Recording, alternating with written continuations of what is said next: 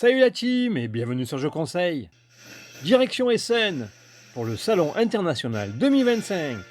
Celui-ci s'est déroulé du 23 au 26 octobre et il a accueilli plus de 220 000 visiteurs.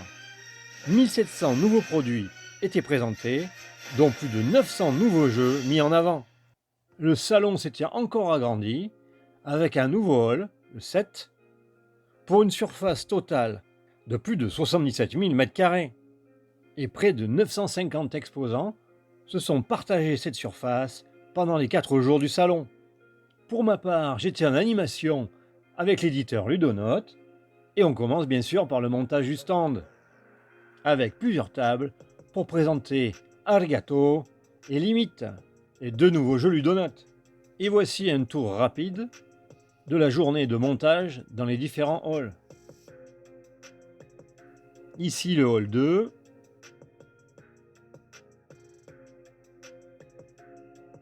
le hall 5 et le hall 7.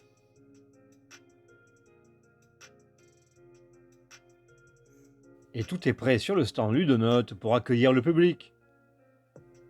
D'ailleurs, celui-ci attend déjà en masse 1 heure avant l'ouverture.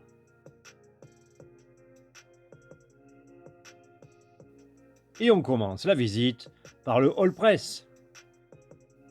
Celui-ci étant ouvert uniquement pour les pros. On y trouve une présentation de tous les nouveaux jeux de 2025. Et c'est parti pour un tour d'horizon de toutes ces nouveautés.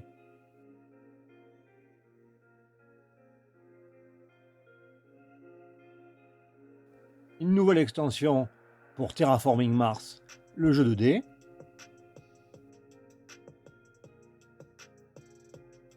Viva Katrina, un jeu de pose de tuiles très coloré.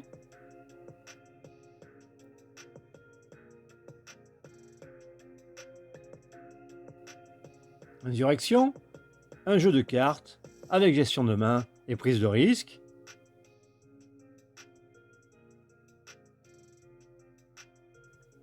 Space Mission,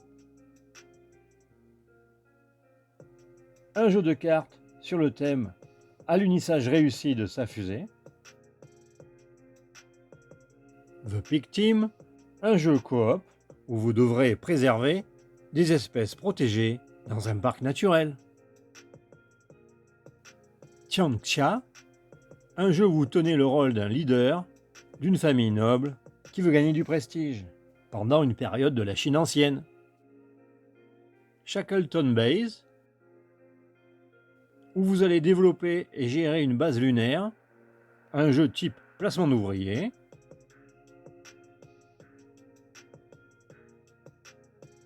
Et la nouvelle extension de Nucleum.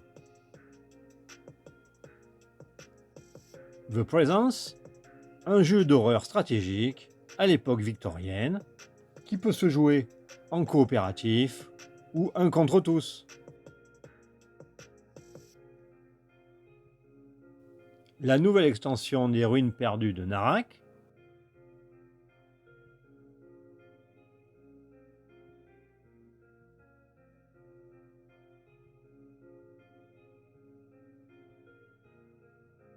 Également une nouvelle extension pour SETI.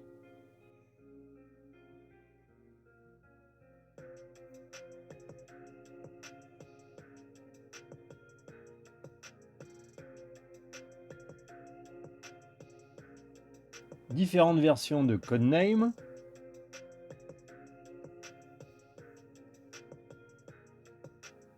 Et Whisperwood, un jeu de tuiles abstrait avec un bel environnement graphique.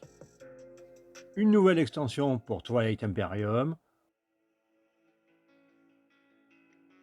Et une nouvelle aventure pour le Mandalorian.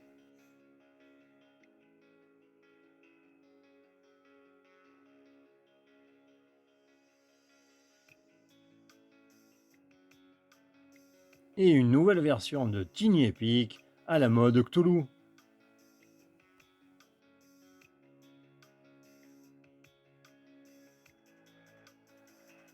Le jeu Limite, présenté par l'éditeur Ludonote.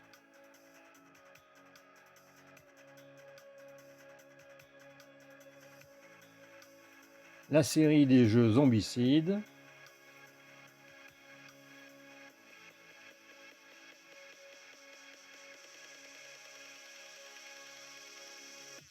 on trouvait aussi des stands privatifs, ici pour l'extension Duel pour la Terre du Milieu, les Alliés, et là pour le nouveau jeu, la Bataille de Hoth.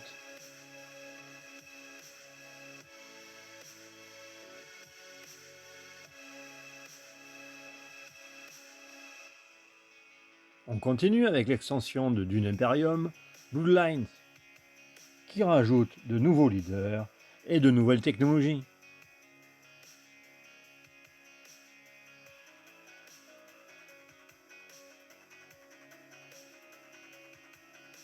Et Altaï, un jeu de développement de civilisation avec deck building. Et un plateau très coloré. How to Save a World, je vous l'avais déjà présenté en vidéo. Et encore un deck building qui reprend la franchise de Star Trek. Et pour finir, Arigato chez Ludonote. Allez, on commence la visite du salon par le Hall 3. On y trouve principalement des jeux initiés et experts, avec des éditeurs bien connus comme Queen Games, qui présentait ses nouveautés. Awaken Realms était également présent.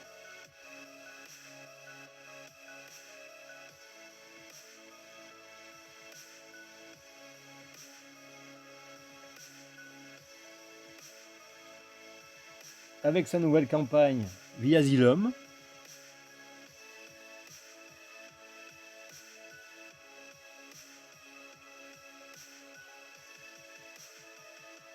On trouvait aussi Terrorscape, que je vous avais présenté en vidéo.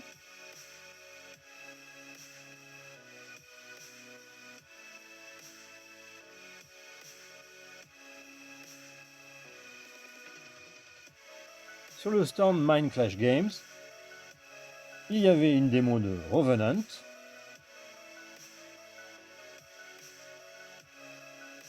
un jeu semi-coopératif dans l'univers de Voidfall.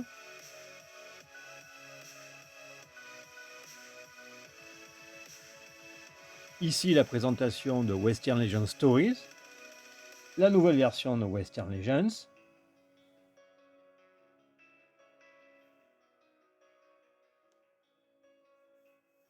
Il y avait aussi à la vente des inserts en découpe laser pour ranger tous vos jeux préférés.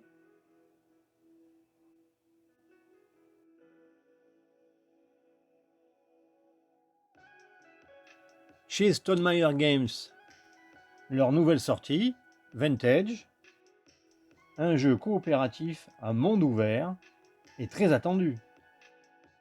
Les auteurs d'Hégémonie présentaient World Order,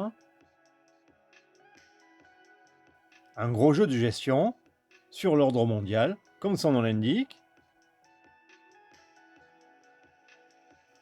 Et on peut voir que le Hall 3 était très fréquenté.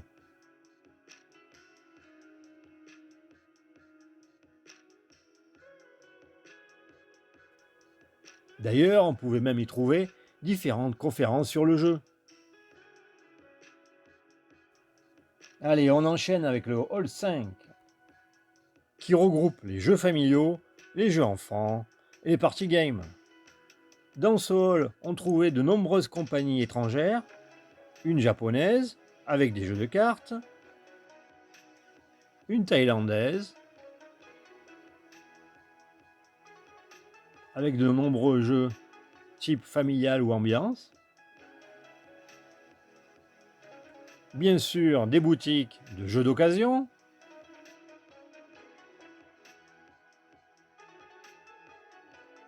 et même des stands qui vendaient des pièces détachées pour vos jeux.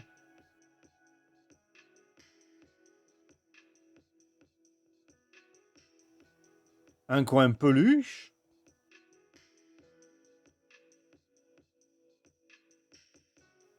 et Mystery Bag. Et le stand de Jean-Christophe Bouvier pour son jeu Ticket Gagnant.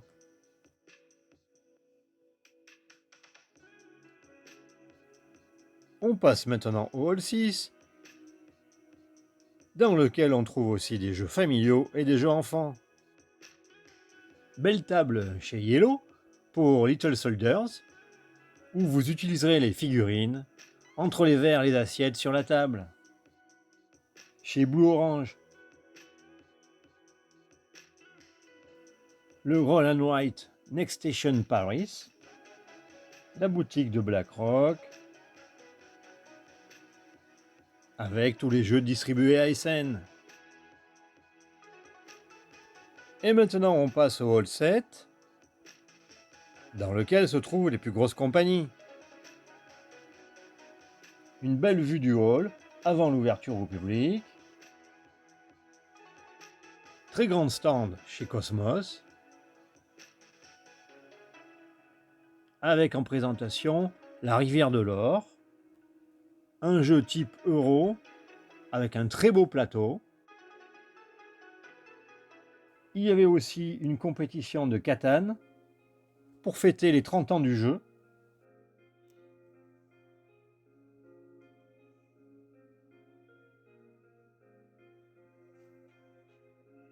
Le jeu de cartes Disney Lorcana était également présent, avec de nombreux tournois. Chez Asmodée, on trouvait bien sûr les Aventuriers du Rail. 20 millions de boîtes vendues déjà. Celui-ci, on ne le présente plus. Star Wars Super Teams. Un jeu de course fun et rapide pour toute la famille, avec de belles figurines. Belle déco pour Monkey Palace. Un jeu de la licence Lego, que je vous recommande à 2 ou à 3 d'ailleurs. Il y avait bien sûr des rencontres avec les auteurs,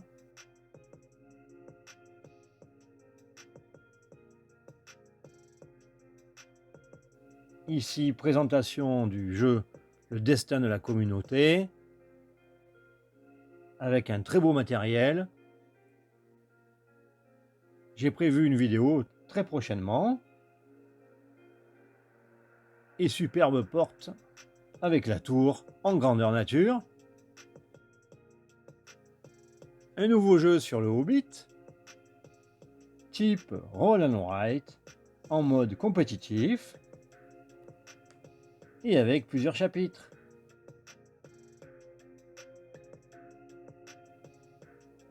Sans oublier la communauté de l'anneau, le jeu de pli. Avec une démo du deuxième jeu, dont la sortie est prévue en VO début 2026 et en VF au printemps. Magnifique stand de Libellude pour présenter Tech Time, un jeu de gestion de main à base de cartes et type coopératif. Celui-ci, il va faire parler de lui pendant les prochains mois. Stand glacial pour la bataille de Hoth, avec une version surdimensionnée du jeu. Avec ce matériel, le jeu est encore plus agréable à jouer. Et évidemment, une énorme boutique. Permettez les achats compulsifs de tous les jeux présentés. Et on termine la visite avec le hall 2, dans lequel on trouvait différentes boutiques, ainsi que des jeux initiés et experts. Ici, une boutique de vente de dés, pour tous les rôlistes en herbe. Et il y en a pour tous les goûts. Une boutique de vente à prix cassé.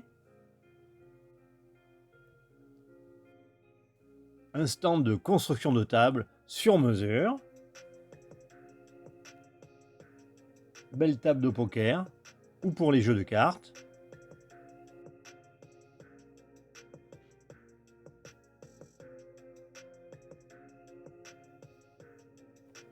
Et on trouve vraiment de tout comme jeu de plateau. Même des boutiques de figurines à collectionner.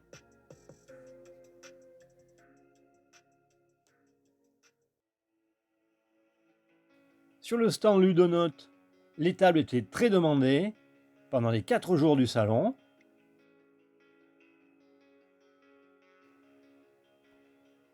Avec de nombreuses dédicaces des auteurs présents. Ici, Arigato, un jeu de draft de cartes et de gestion de ressources que je vous ai présenté en vidéo. Et limite, le dernier jeu Ludonote, dans lequel vous développez votre nation sur plusieurs générations. D'ailleurs, ma prochaine vidéo vous présentera le jeu. Et voilà, Essen c'est fini. C'était la dernière de l'équipe Ludonote, mais quelle finale magnifique! Merci à toute l'équipe, et à Anne-Cécile et Cédric bien sûr. Et à très bientôt sur Je Conseille.